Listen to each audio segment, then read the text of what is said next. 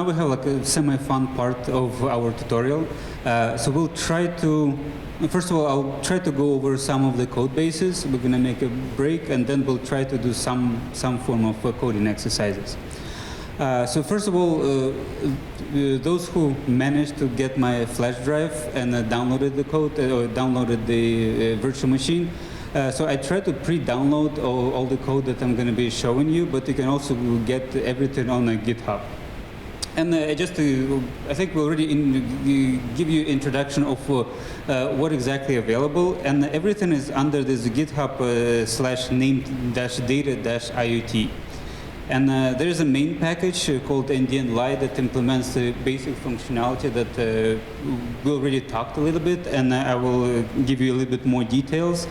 And as Jan-Beo mentioned, we have a little bit higher level packages. And so those higher level packages introduce the kind of, how to say, not shim layers, but some kind of a plugins for specific platforms. So for example, there's a real platform as a Nordic SDK that Jan-Beo just was showing you that introduces the kind of this shim to connect to the board itself, to implement the timings related to the board, and especially introduce the phase concept that associated with the board.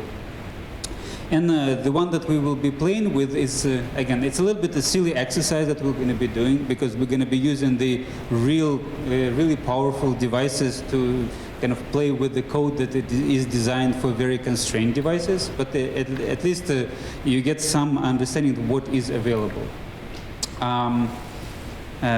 Again, if I remember correctly, there's a lot of people who didn't know anything about the NDN before coming here. So this is NDN Lite for a reason. So it's NDN Lite because there's a real NDN full implementation somewhere. And if you're exploring stuff, I just advise you to go to name-data.net website, which will give you kind of the full perspective of all the available code bases and all available tools. So, and this one is the really small part of that picture. And what else about? Okay, maybe let me try to introduce you a little bit, a few components that are available. Again, some of the components that Jan-Beo already showed you, like what can be done or what the structure of the program. I will go over those things too as well, but at least let me give you some perspective of NDN Lite itself. So NDN Lite actually has two components, which is a little bit different from the normal applications. And the two components is the NDN Lite itself is the forwarder and the application. So it's on one side, it's doing kind of receiving interest packets from the network, sending packets to the network, and acting as the application. So therefore, there's a few things that they mix together. So one of them is express an interest. So express interest is an application task, even though it's kind of being pushed to by this application as well. So the express interest and reply data are two application stuff. Prefix registration is as well application element, even though it's slightly different. But another one is this add route is already a forwarded operation. You cannot see anything, okay. And you didn't tell me that before, and you're looking at my cat, okay. I thought, okay. Let me actually change it in a different way. So I was talking for that long and nobody mentioned.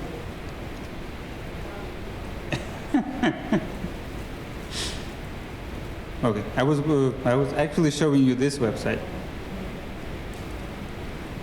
So this is a GitHub, again, a small recap of not a cat introduction.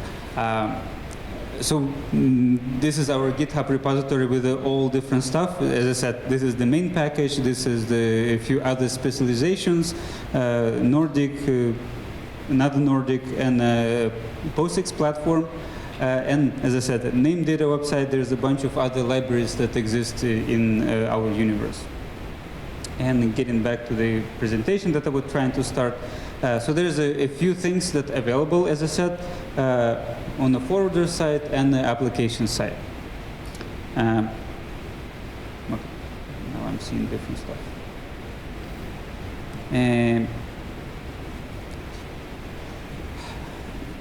So again, so this is a NDN Lite is a C implementation. So if you're familiar with C, you may be happy to see these things. If you're coming from more higher level languages, from Java or something else, this may be a little bit daunting to see all these small details of how to create those data structures and how to start processing. But essentially it's quite the same. And if you're working with the constrained devices, this would be the usual way of doing with the code.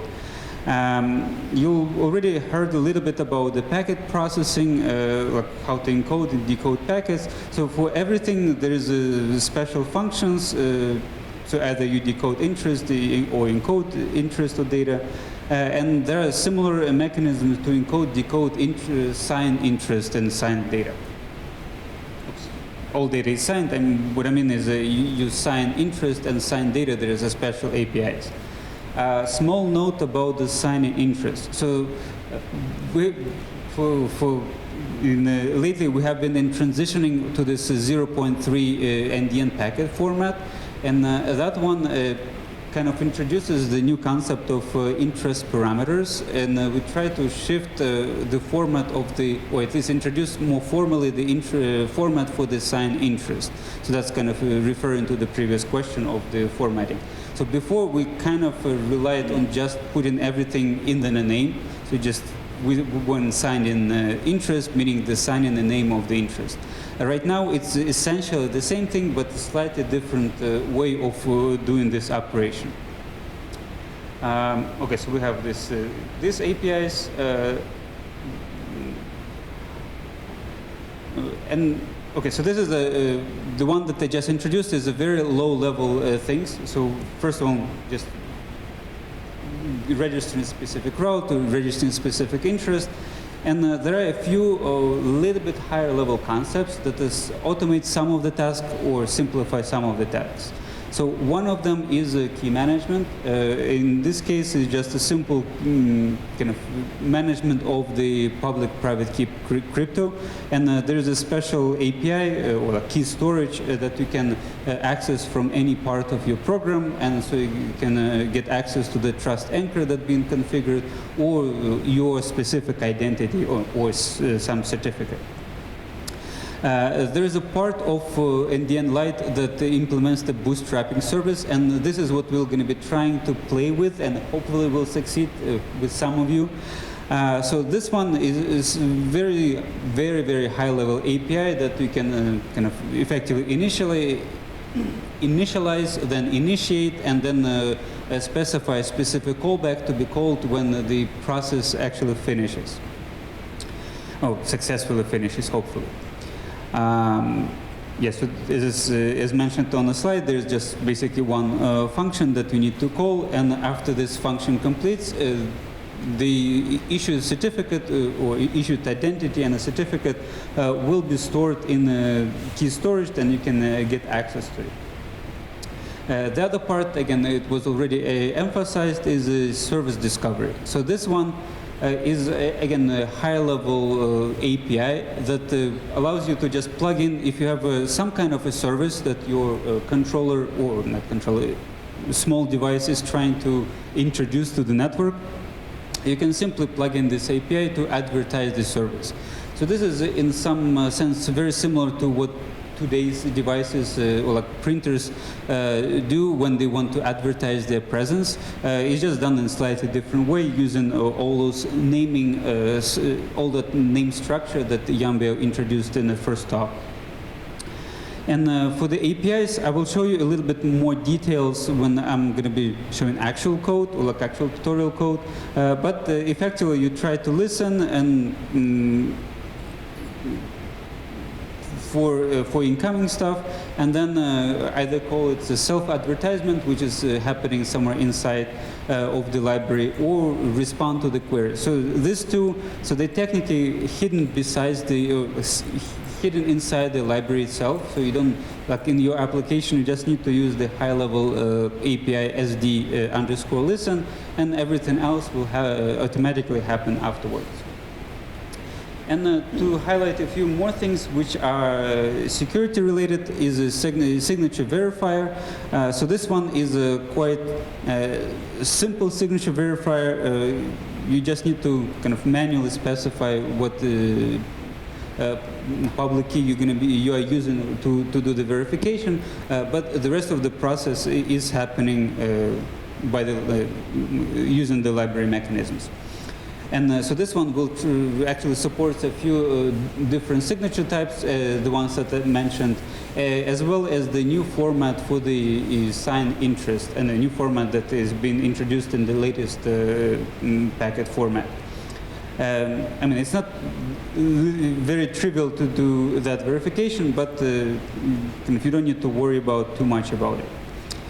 Finally, there is an implementation for the simplified version of the trust schema. I'm not going to show you in the presentation, or in our demo. We'll try to stay on very, very simple way, in a simple case. But there's also some implementation that you can use this long name of API to actually realize some limited schematized trust functionality in your small applications. And finally, there is access control. Again, everything is still in development. Like some version is available in the linked code, and there will be more code available soon. Okay, so this is a very, very high-level introduction of kind of different APIs, and we'll try to go over all these individual components one by one on the demo side. Okay, before I go forward. So who got the flash drive for downloaded files? So who succeeded in actually running the VirtualBox? Okay, a few people succeeded. Who failed to run VirtualBox? I'm just curious. I know sometimes there's a problematic stuff. No? You failed? Some error? Are you running any other virtualization at this? Password is a separate stuff. But as long as you're running the VM, that would be good. Okay, let me kill it first.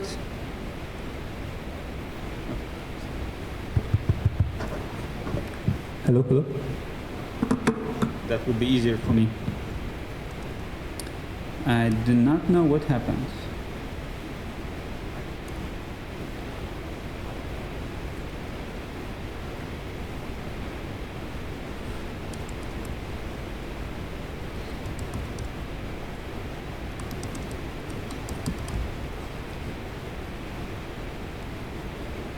I just want to, I hope you can see what I'm doing. Okay, so first thing that you need to do is update a little bit of settings of the virtual machine that you created. So if you try to do that, go to the system settings. You don't need 4 gigs of memory for this one. You can change to 1 gigabyte just in case. But most importantly, you need to change the network setting to be bridged adapter. So for some of you, I tried to change it already, but the default is NAT, and this will not gonna work for our example. So this is in the settings of the whatever NDN Lite tutorial in the network, and they change to bridge adapter, but also change the promiscuous mode to allow all. I'm not sure whether this is gonna help or not, but try to change that too. Okay, so that one, that's it. Afterwards, you can try to start it. Oh, before you're starting, let me.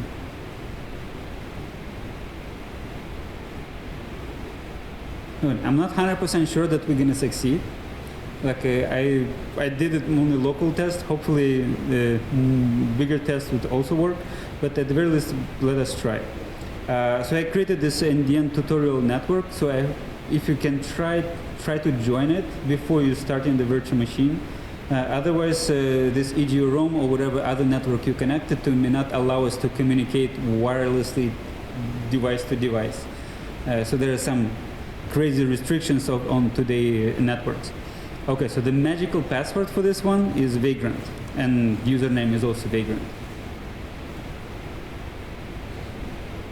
So I just type it. I hope you can see. The username and password are exactly the same.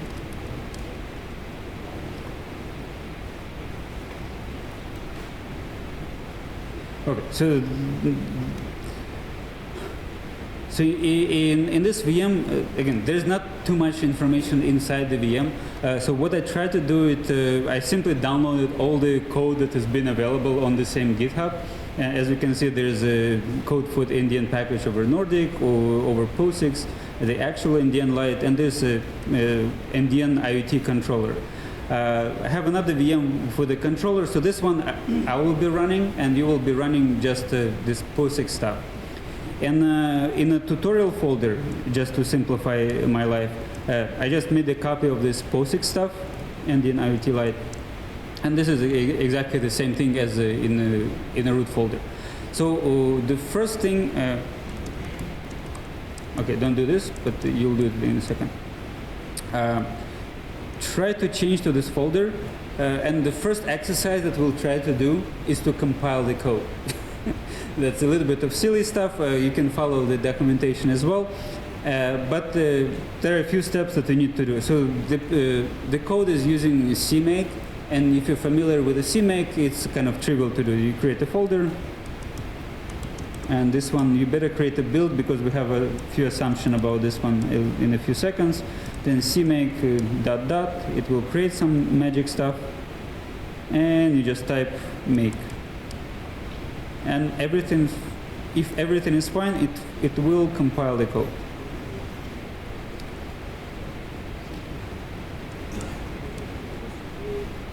Oh, yeah. Okay. If you have problems, okay. So, just to raise hands, who is actually trying to do this stuff? So, speed up or slow down depending on the outcome. Anybody?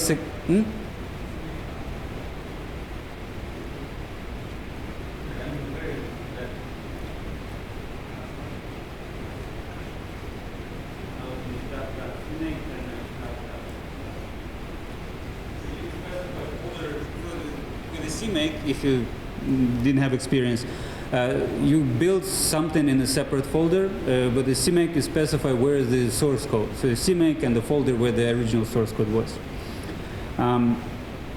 So if you build, you may be able to really kind of have a unit test, and to run proper code, you need to check whether tests are passing or not. In this case, everything passed. So there are a few things that we actually need to do for our example to succeed, and something is wrong.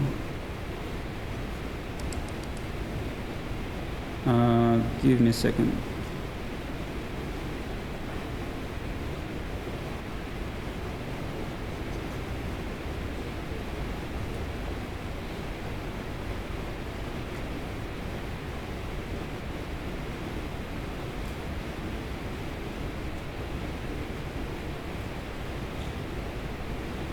Okay, otherwise I cannot do anything.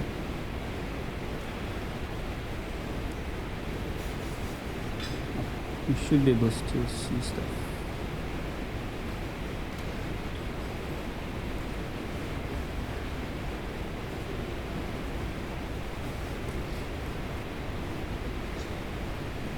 Okay. So there's a bunch of examples that exist in an example folder, and if I open you, so there's a various source code available, so you can kind of explore this a little bit more at home. What we're going to be looking mostly is this tutorial app.c file, and but before we go forward, what we're going to try to do is okay. If you still remember the first presentation, so one of the demonstrations that we'll try to achieve is bootstrapping and service discovery. And the first thing that we have to do for the bootstrapping part is to have some kind of out-of-band security configuration. And for the purposes of for this tutorial, we're going to try to use the concept of this QR code, secret code. So what this concept is doing is on each devices, we're going to generate the public and private key pair, and then we'll generate a QR code that corresponding to this device. Afterwards, you display that QR code. I will go around whoever tries to do that, make a picture of this QR code, so then I copy this QR code to my machine during the break. This is going to happen. And we'll try to configure your QR codes in my controller. So this way, so what I'll try to achieve by this action is you pretending to be the device that I just purchased somewhere on the market or found somewhere on the street, and try to bring that device to home. And the fact bringing device to home, I need to introduce this something about this device to my controller. Afterwards, the device can communicate wirelessly with my controller and be issued proper certificates based on the fact that I configured your device in there. So the first exercise for you is to run one of the run the key generation script, and that one will be, it's an examples tutorial generate new shared info. Let me try it in a different way.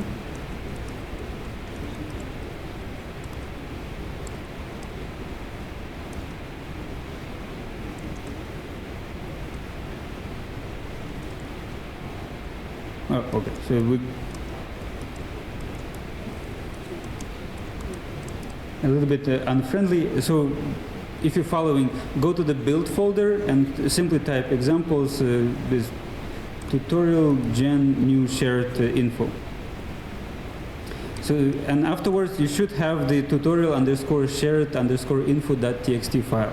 And this file simply contains literally generated public and private, or maybe just a private key in special format that we expect it to have. So that would be the first step, and the second step is actually generating the QR code.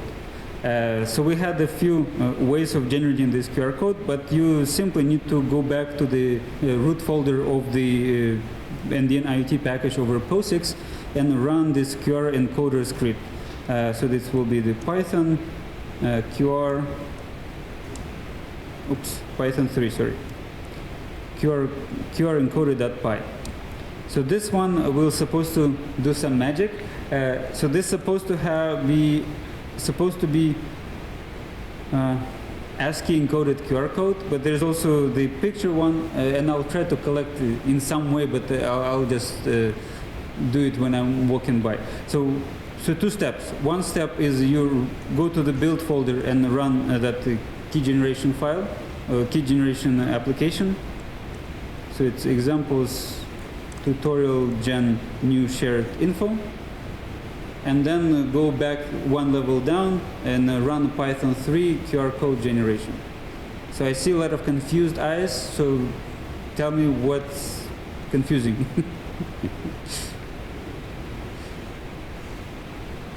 Something is confusing, but I'm not 100% sure.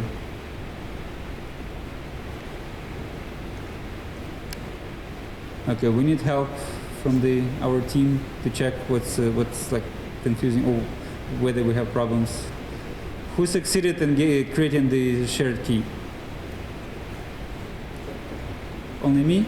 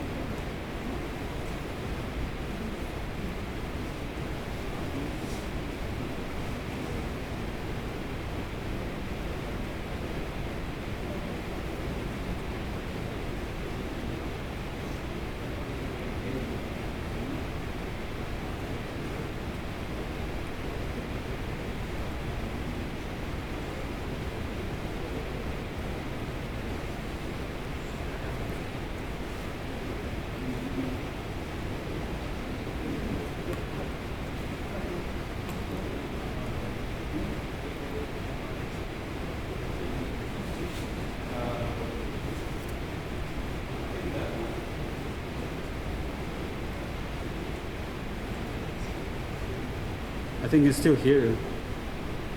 The one that I was running was.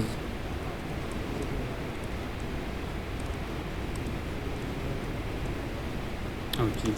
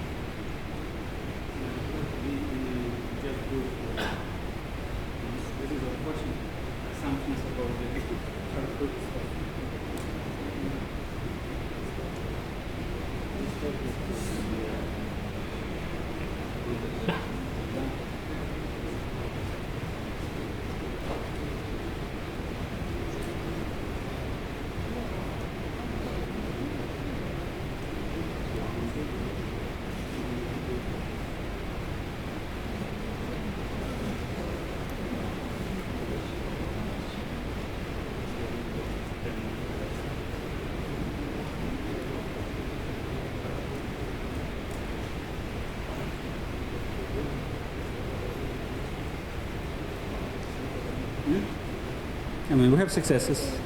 That's good. That's good.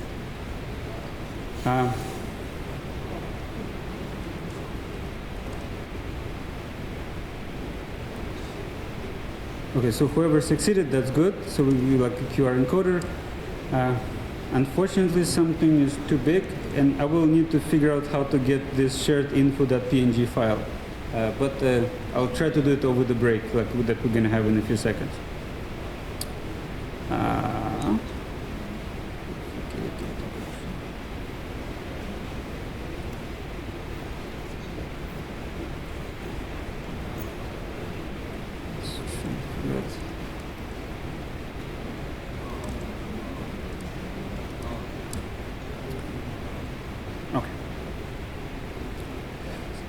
So before we go forward, so before running the application, I just want to collect this QR codes from everybody, and I'll try to do it over the break that we're going to have in for 10 minutes. So for now, I'll just try to go over some of the components of this application. And so this tutorial application is quite kind of very silly. It's assuming this is we're trying to implement a lighting controller where we can kind of the controller represent a light, and we can control some level of the light from 1 to 10. So kind of 1 is like something like a dark, and 10 is something bad, something very light. We assume very simple naming conventions for that, and as you can see in a few moments for the actual examples of the names. And just to highlight, so the amount of lines in this code is around 284, but don't be scared. There's a lot of repetition. So if you write in your controller application, there's a lot of placeholder information that will be effectively taken in. And similar to what you already saw in Yambeo's presentation, so there's a simply main application that they're trying to do some initialization and creating this processing loop to get the packets and send packets.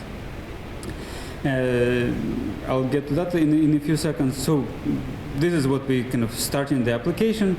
I'll skip this one in for a moment, and we'll come back. Then there is a element of loading the key, loading that secret key, and there's also element of actually generating the key somewhere hidden. But again, this would be the place where you copy paste some of the code, because you don't really changing or types of the keys that you're generating, or changing the types of keys that you're generating. Then there's a few. This is the core of the kind of application is basically this one. Let me figure out how to.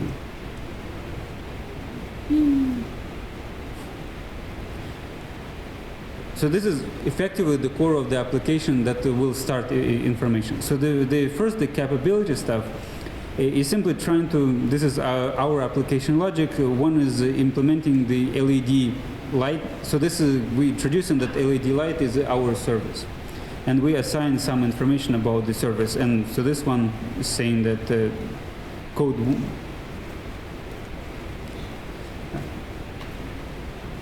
I'm actually not sure what this capability is for. But effectively what we're trying to introduce is in this application we have two services. One is a real service that we actually be processing in the code, and the other one is just a kind of, I think it's supposed to represent a temperature, but besides having this in this place in the code and having it as part of the service discovery, we're not going to actually process the interest. So it's kind of the application will advertise itself as a temperature service, but it's not going to actually be processing. So this is a little bit inconsistency of this application.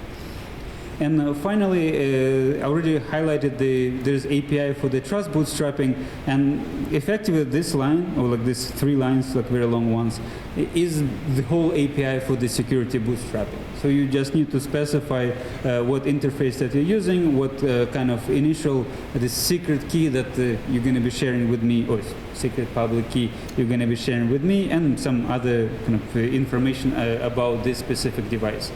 One key element here is the last parameter, which effectively specifies what's supposed to happen when bootstrapping completes. So because bootstrapping is not immediate operation, it may fail, it may take like forever. In our case, we don't even know whether we're going to succeed with this bootstrapping or not. But as soon as it's bootstrapped, we can start using the service. We can start advertising our service as a service. And the second is we actually can process incoming interest and do verification of the interest, and we don't really send anything from the controller, but except the responses to the commands. And finally, there's a processing loop. So one comment about this processing loop. Similar to all other code bases that we have for the NDN, the processing, like how the networking operations are happening, is asynchronous. Meaning you request something and you specify some form of a callback to be called when the action completes. Because a lot of things that we're doing is quite asynchronous. So we express interest, we expect data or a failure about the data at some point, in some point in the future. In this case, we request in trust bootstrapping, and we specify in a callback about what's going to happen when bootstrapping is complete. And another one that I kind of skip at this point is phase operations. So this one is a little bit platform specific. So because we're playing with this POSIX real full power platform, we're using multicast UDP4 multicast phase, and these 3 lines effectively highlight how to introduce this IPv4 UDP multicast phase. When we're playing with actual devices, like using the Nordic APIs, you don't really have, and you don't really need to have those kind of abstractions of the IP and UDP and multicast. In those cases, you can use directly either Bluetooth interface, or is it 802.14 or 15.4, whatever, Zigbee-like interface. So there are a few commands, there are a few examples in the other APIs that you can just literally copy-paste to create that specific phase. And in Yambia presentation, there was another example of how to create that phase. But just remember, when you look in here, this phase is only for the POSIX. It makes sense only for the POSIX platform. When you in the real platforms, you better use something for that platform that doesn't depend on IP. Because that's actually one of the problems that in the morning when I was trying to figure out what is exactly happening, is because of this IP dependency. If I had the access on my virtual machine to something else, and if our POSIX supported something else, maybe it would be actually a little bit better. But before we go on the break, just to highlight, so there's this magical method, magical function after bootstrapping. So this one being executed when we finished bootstrapping. And so this one is actually doing very, very simple things. It's trying to set up what to do when you receive interest to set the different brightness of the lighting. It doesn't do this, but they're just trying to set up this operation. And there are a few things that you may notice here that's a little bit common in other places of the code. So first one is getting this key storage stuff. So the key storage is where the place where bootstrapping will put information about the trust anchor in the system and your own identities. So that, again, do we need a quiz at the end of this? But just to repeat what has been already said, so there are the two, for the bootstrapping is doing two operations. One, it makes device to trust the network and make the network trust the device. So there's kind of two opposite things. So for the first operation, the controller will give us the trust anchor of the network, meaning like it will give private, public key of the controller effectively in this case. And for the opposite, so to trust the device, the device will get the certificate issued by the controller.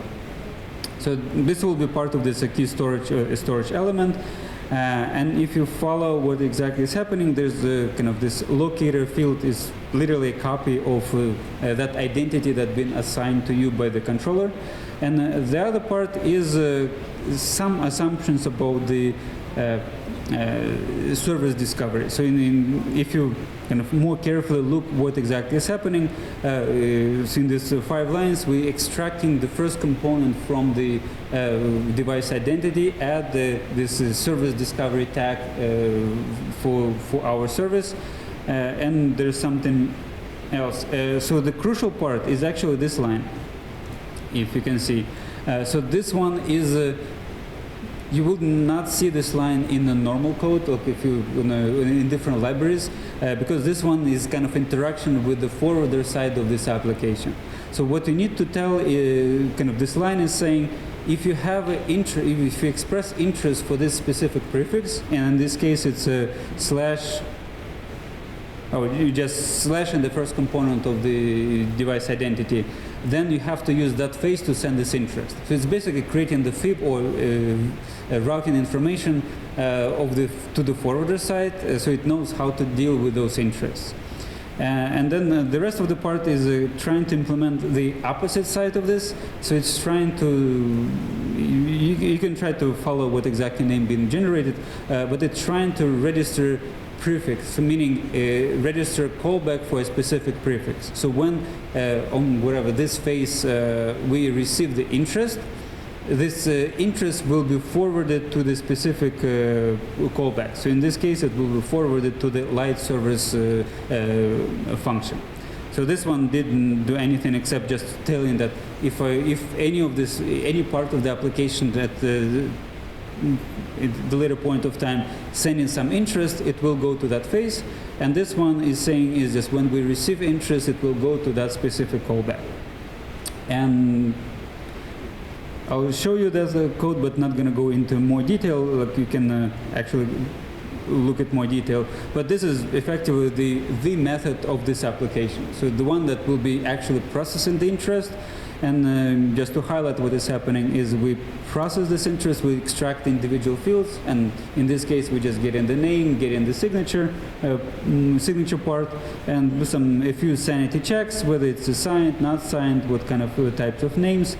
Then at some point later, if we decide that was properly signed, we trying to do the verification of that interest. And if it succeeded, we process the value that was specified in the parameters and kind of execute. In this case, we'll just print out information on the screen and create a response. And in this case, we don't even sign this response, but use the digest signing. So it's kind of a little bit a silly example. We'll try to run it, maybe try to do some minimal modifications afterwards. So, okay, so now we're going on a break. Who did this magical QR code? I'll try to go around and collect that information. Any other announcements? Okay, so break, but just come by and I'll try to steal all those QR codes.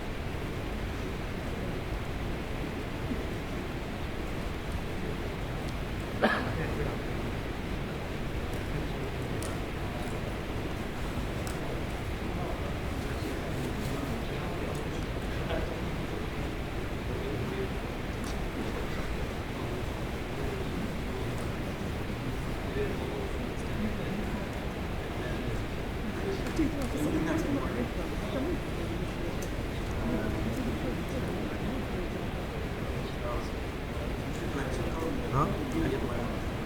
啊？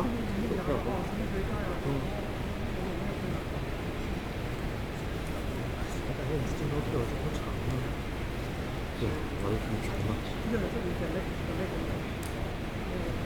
还是带 PPT 了，那你对楼上真是太低了啊！你这我也有，没有楼上高，我那样会太轻。上午这人下午人，然后中间过来我帮他去做。你别看他。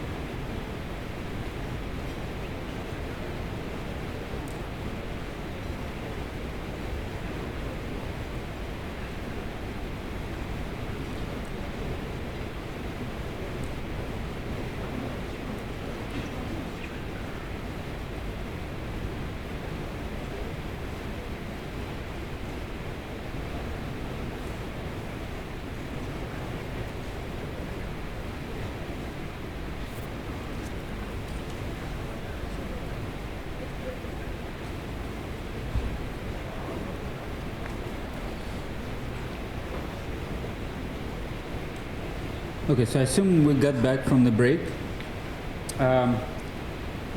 We a little bit failed, and I want to explain a bit why we failed today. So my plan was that we created this Wi-Fi network, and you as a devices will send multicast interest to me, and I kind of as a controller will issue you certificates. So there were two small failures. One, I couldn't actually scan your QR code because in command line it became too big, and I didn't give you the VM that has the graphics, so I can actually show the picture. So that will be partially my fault. And but we still, there's another bigger problem is connectivity. So even though we can connect, so that actually two connectivity problems. One is the connection that I created. So connection I created was this ad hoc connection, and there's issue with IP addresses. So somehow, I mean, in order to have a connectivity for real, that you have to issue IP addresses, so I have to run the DHCP server. I didn't run DHCP server, and that was one of the reasons some of you couldn't even connect to this NDN tutorial. And some of you who connected, still, it didn't work it's either you got the self-assigned IP address in the wrong way or something else. So that was one mode of failure because of this IP requirement. Even though we connected to the same network, we kind of cannot even communicate because we cannot communicate. So ideally, we would use the direct multicast over the Ethernet, but I'm not sure why we, like in the NDN Lite demo, G didn't use that one. So the second mode of failure, so we connected to the sigcomm network.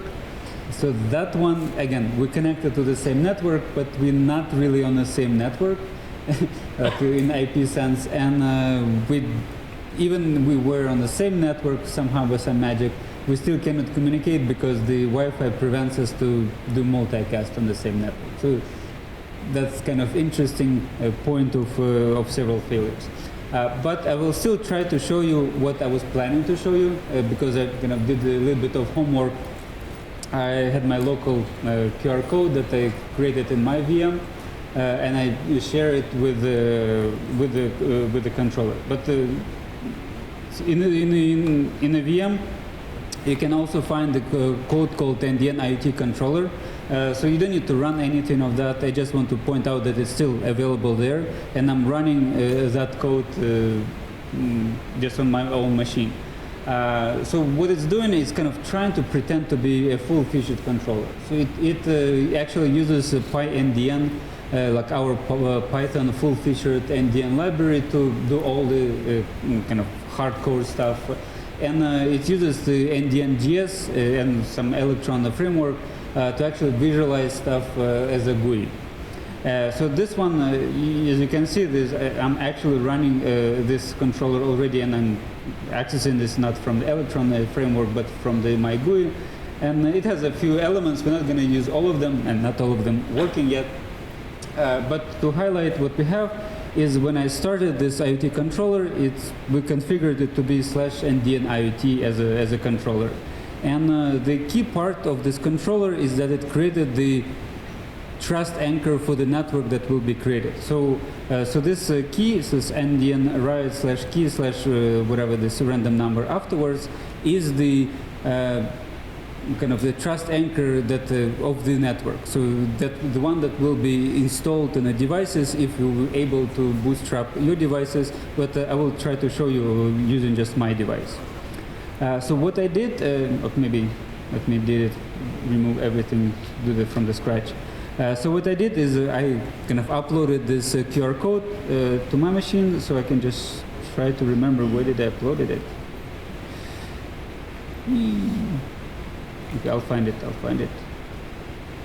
I definitely remember where I did it. Yeah, so that was supposed to be the QR code instead of whatever you saw on the screen. But what I did, I uploaded that file, it recognized this image, it actually detected the device. So this was the name of the device embedded in this QR code, and there is a public key and some symmetric key to be used during the bootstrapping process. And that's it. So if I had multiple QR codes, I would simply add them one by one in here in this interface. So now the controller would have known all the devices that belong to the same home. So anytime they kind of can contact this controller, they will be able to communicate with the controller. So in this, right now we have this button pressing to initiate the bootstrapping process. G suggested that it's for the security purposes, so you don't run the bootstrapping process all the time, but rather only when it's necessary. So at this point, I'm done with the controller. Controller has our trust anchor, controller knows about the device, and controller is ready to bootstrap the device. So now the only thing I need to do is actually run the application. And I'll try to make it bigger a little bit.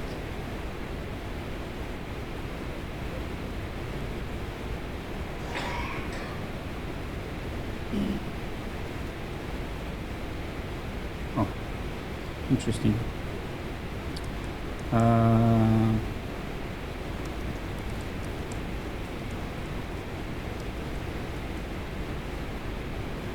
think it's this one.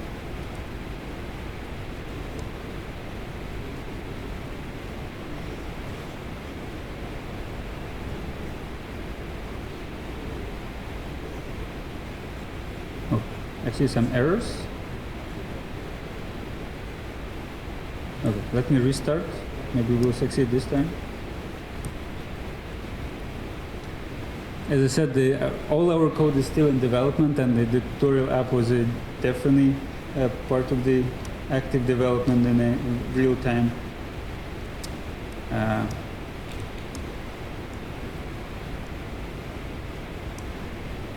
Restarted that one. Start.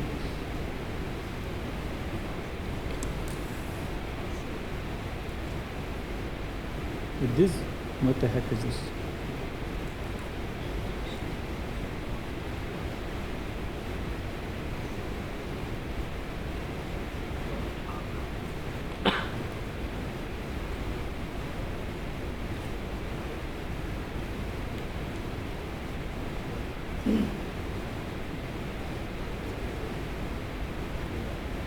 Okay, so the code complains that there is no pre-shared information, but it is here. Oh, okay. Give me a few seconds. So this one is actually, okay, I accidentally did a few things that they actually triggered this error. So when I was showing you how to generate the secret key, I actually changed the secret key. So the QR code that I have been using, like that in the controller, that was actually from my homework. So now it's actually highlighted the fact, I mean, not in a nice way, but it highlighted the fact that the controller received request for the bootstrapping, but it didn't, I mean, and I think the name was, maybe it's a different name, but in any case, the controller was, the device was trying to request the bootstrapping with its parameters, but the controller was saying, I do not know this device, so therefore the device didn't receive anything. But let me try to figure out how to share the file.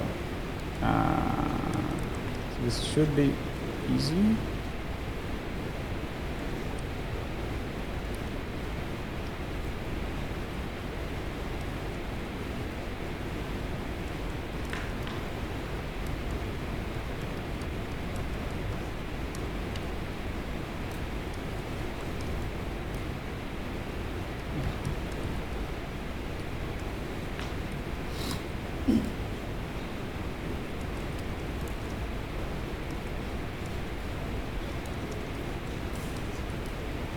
Maybe a few seconds.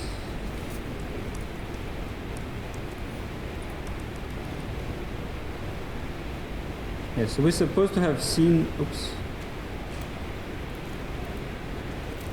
something like this. And let me do the full stuff.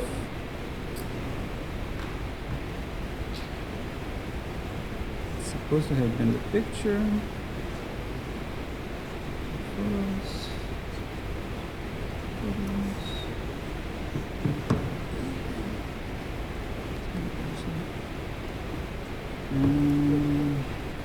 Oh, I'll do the screenshot and then I'll upload this one to the controller.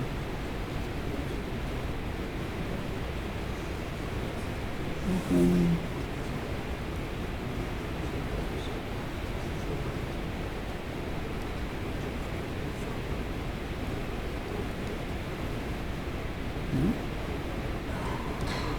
Oh, oops.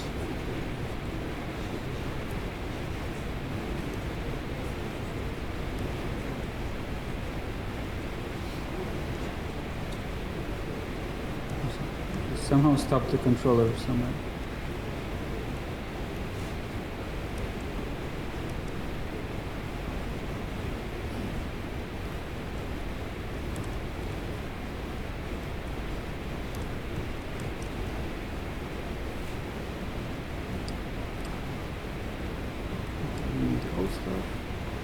Stuff.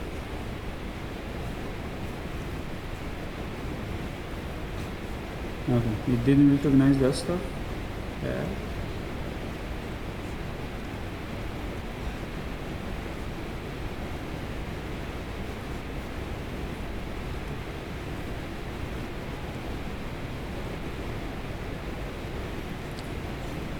We'll fix in a second.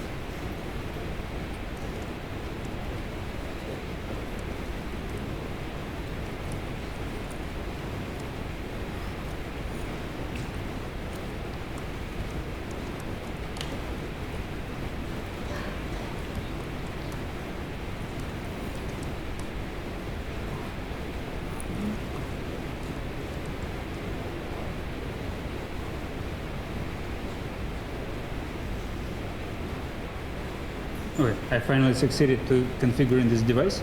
Configuring the QR code, and hopefully this time it would work if I run. So the controller is running, and we're running the application.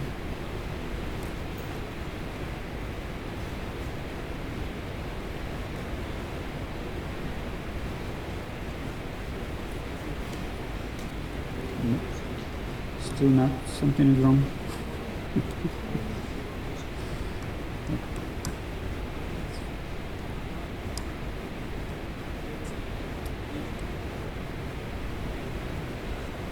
It was a little bit. Oh, I forgot to click the button Bootstrap now. Okay, we've done this one, done that one, and I'm. Okay, so finally we're at the point of what we're supposed to have for every single device. So I started the controller. I added the this identification information about the device to the controller. Started the Bootstrap process on the controller side. And on the device, I initiated our application. And if you remember, what I had added there was application initiated the Bootstrap, and there was some callback to the actual processing. So what finally happened is the Bootstrap successfully finished, and a device got a few identities, and now it simply started to advertise the services. And in our controller, it can actually be visual. All these services can be visualized as a kind of in the service list.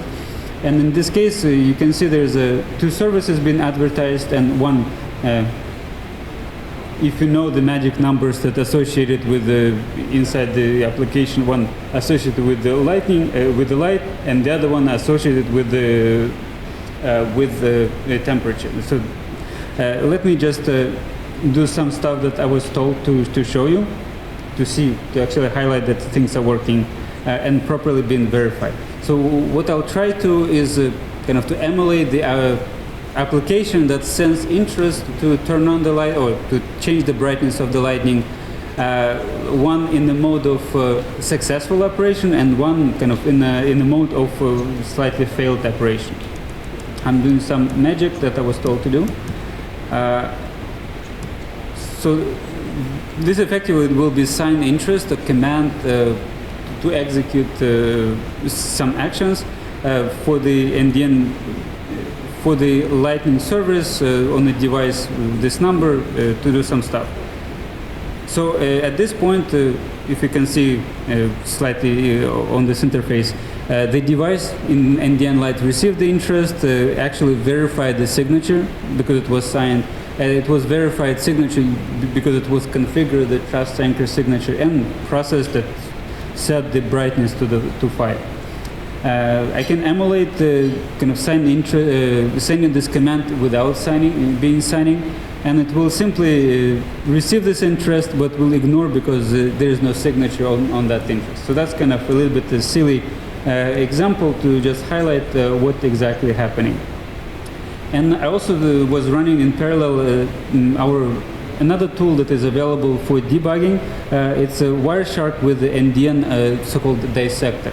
So simply to visualize the actual traffic that was being sent on the network, and we can just try to kind of see what was happening behind the scenes.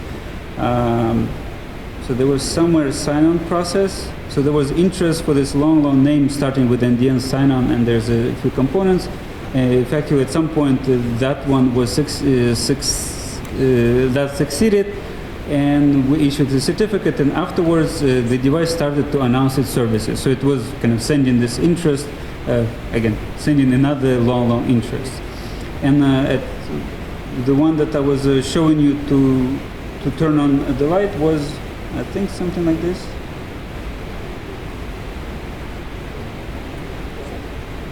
Maybe not. I'm either capturing not everything or something is missing.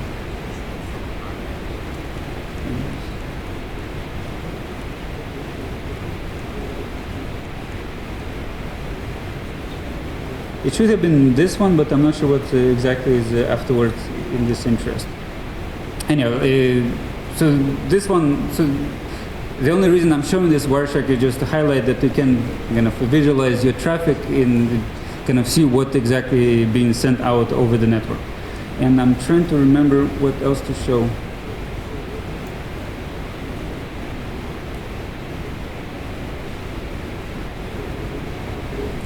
I think that's basically it. So just to highlight what things I can do with this application, just to highlight that if I change my example, that I didn't cheat anything.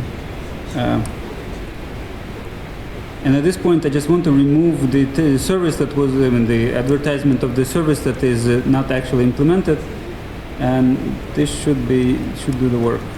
So in build, I'm going make, and I will start the same application again.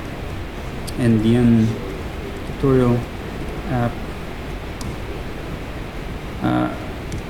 So in our application, in this application, it will start again to do the bootstrapping because it didn't have any kind of state, which kind of makes sense in some environments when the devices don't have any volatile, non-volatile memories. But it didn't get anything because the kind of assumption in our controller is it will stop bootstrapping as soon as the single device bootstrap. But if I enable, it should get something good. No? It should have.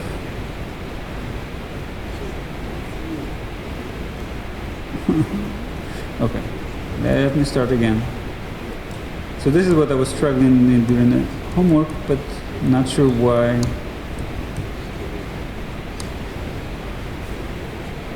Let's say the buttons are not working or something else. Doing this.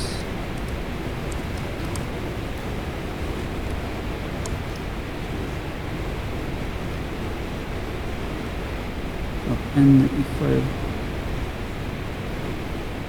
so the only thing I'm trying to show you is now it's only one server. It's only one service that's been announced in this. So it's 11, but I'm still not sure. Oh, anyway, so there's only one service. Like I removed that code, like one line of code, and the whole service industry or service framework service stuff for the service 12 now completely disappeared. Okay. So I think that would be mostly done from my part. It's not so much coding exercise we had so far, but what I'll try to ask you to do, maybe we can have additional discussions afterwards, just try to go over this tutorial code. If you have specific questions of how things are done, I'll be happy to answer. Or if you try to implement something more meaningful that is implemented right now, like in some different form, we can try to run it maybe a slightly different environment when I install the DHCP server on my computer and actually run, and we connect it together on the same network. But again, this was just a very, very small, silly highlight of how you can start with the very basic stuff with NDN Lite. Again, remember NDN Lite is for very, very small controllers, like a very small amount of memory and processing power. What we did on the computer was obviously doesn't fall in this category, but it just as a highlight that you can, how can you use the code, how you can start debugging the code. I'll stop here, and I think Alicia has more stuff to add. First conclude the tutorial, and then we can have more discussions afterwards.